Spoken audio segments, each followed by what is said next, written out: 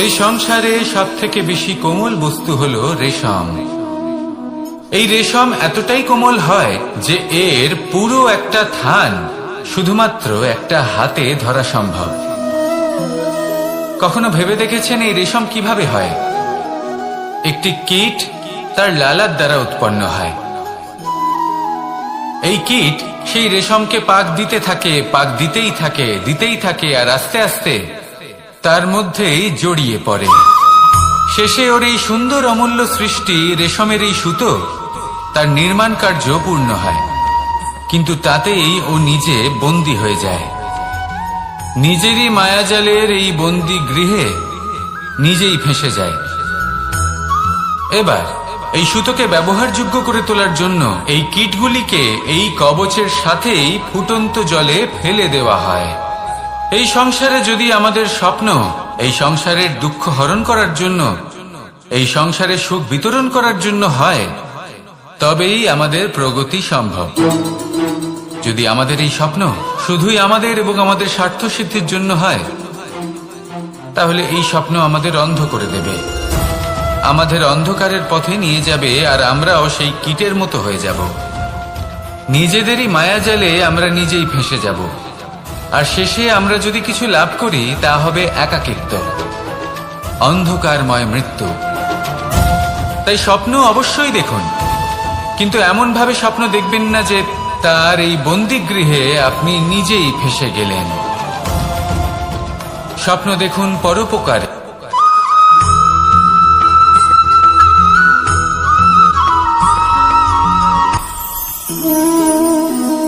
শক্তি এক অত্যন্ত বিচিত্র বস্তু, বা বলতে পারেন অনুভূতি। পিতা সবসময় চান যেন তিনি তার শক্তি পুত্রকে। আসুন আপনাকে সহজে বোঝাই। যদি আপনি সুপাত্র হন আর আপনাকে শক্তি দেওয়া হয়, তাহলে আপনি সেই শক্তির গুরুত্ব বুঝবেন, কোথায় সেই শক্তি প্রয়োগ করা উচিত সেটা বুঝবেন। আর এটা যেহেতু অর্জন করা শক্তি হবে, সেই শক্তির অপব্যবহার হবে না। কিন্তু যদি এই আপনি কুপাত্র হন আর যদি আপনাকে এই শক্তি দেওয়া হয়, তাহলে কি হবে? দেখতে গেলে এই শক্তি আপনি দান হিসেবে পেয়েছেন, তাই না আপনি এই শক্তির গুরুত্ব বুঝবেন আর না এর প্রয়োগ আপনি জানবেন। তার অপব্যবহার হওয়া সুনিশ্চিত। তাই যদি আপনি কোনো শক্তি অর্জন করতে চান, তাহলে আগে তার যোগ্য হয়ে উঠুন, পুত্র নয় পাত্র হয়ে উঠুন। আর আমার সাথে ভালোবেসে বলুন, রাধা রাধা।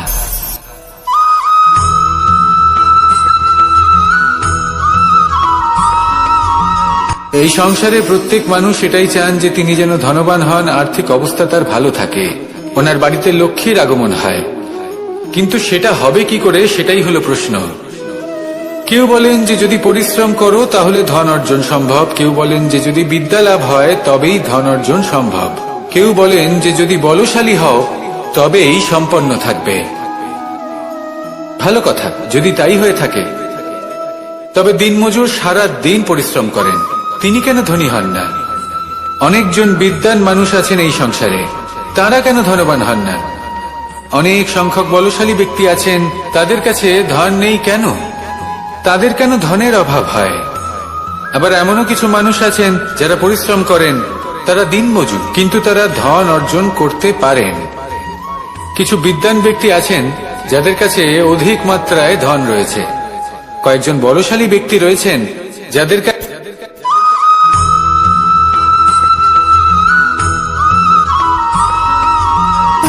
সুখ, দুঃখ এবং শক্তি, এই তিন হলো এই সংসারের ত্রিদেবের মতো। আমাদের জীবনে যা কিছু ঘটছে এই তিনটির ভিত্তির উপরেই হচ্ছে।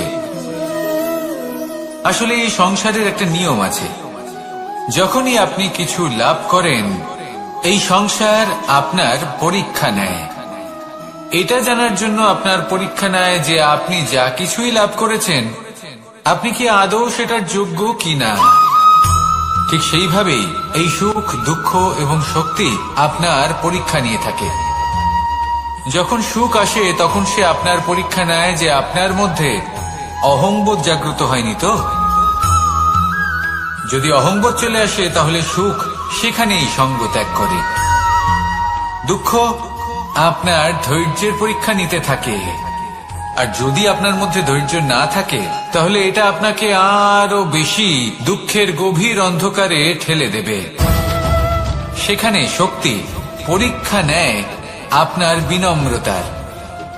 যদি আপনি বিনম্র না হন তাহলে হয় এই শক্তি আপনার সঙ্গ ত্যাগ করবে, নয় এই শক্তি বিনম্রতার অভাবে আপনার পতনের কারণ হতে পারে। এই সংসারে যে কোনো ব্যক্তি যিনি এই পরীক্ষায় উত্তীর্ণ হয়ে থাকেন, এই জীবনে তিনি সাফল্য লাভ করেন। আসুন আমার সাথে ভালোবেসে বলুন, রাধা রাধা।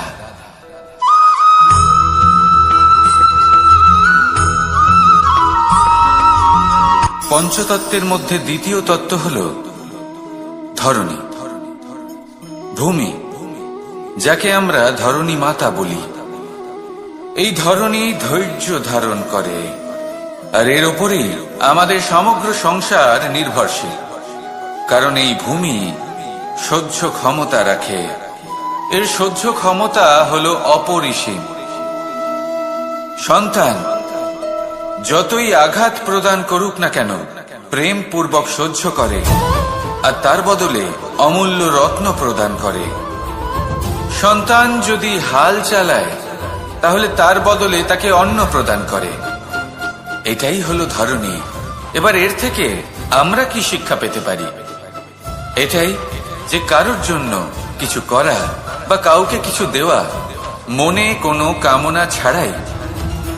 আর এই কথাটা বুঝে যান, যদি কারোর জন্য কামনা না রেখে বা কোনো পাওয়ার আশা না রেখে কারোর জন্য কিছু করেন বা কারোকে কিছু দেন, যদি এটা আপনি শিখতে পারেন তবে আপনি ভালোবাসতে শিখে গেছেন।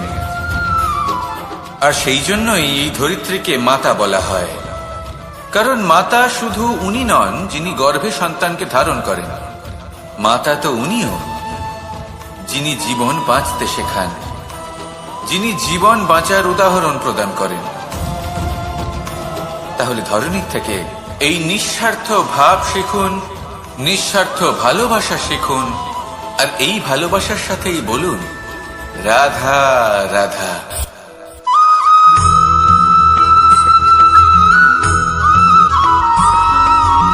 মানুষ জন্মগ্রহণ করে, তার সাথে ভয়েরও জন্ম হয়। ছোটবেলা থেকেই আমাদের মনে কোনো না কোনো প্রকারের ভয় থেকেই যায়।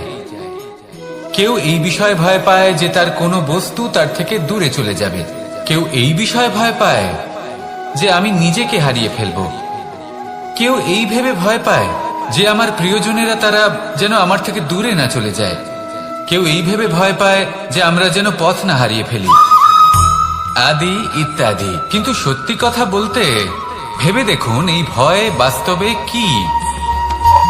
শুধুই একটা মনস্থিতি, আর কিছুই নয়। যা কিছু আপনি জীবনে পেয়েছেন তা একদিন আপনাকে হারাতে হবে। এই জীবন হলো আপনারই, কিন্তু তাও একদিন সমাপ্ত হবে। তাই ভয় পেয়ে কি লাভ? এই ভয় শুধু আপনাকে জীবন যাপন করা থেকে বাধা দিচ্ছে, আর কিচ্ছু নয়। পথ হারিয়ে ফেললেই বুঝতে পারবেন যে নতুন পথ কিভাবে বানাতে হয়। কিছু মানুষকে জীবন থেকে হারালে তবেই আপনি বুঝবেন যে আপনার আপনজনকে। এই ভয়ের কারণে ভীত হয়ে থাকবেন না। এই তারা নক্ষত্র অন্ধকারের অভাবে গুরুত্ব হারায়। শিবকেও মহাদেব হবার জন্য বিষপান করতে হয়েছিল। প্রত্যেক পরিস্থিতি, প্রত্যেক সাফল্য আপনার পরীক্ষা নেবে, তাতে উত্তীর্ণ হওয়া হলো আপনার কর্ম। যখনই আপনি ভয় পাবেন বা সংকটের সম্মুখীন হবেন, তখন সাহসের সাথে তার সম্মুখীন হন। মনে রাখবেন, যে সম্মুখীন হতে জানে সাফল্য তার সাথে সবসময় থাকে। আসুন আর আমার সাথে ভালোবেসে বলুন, রাধা রাধা।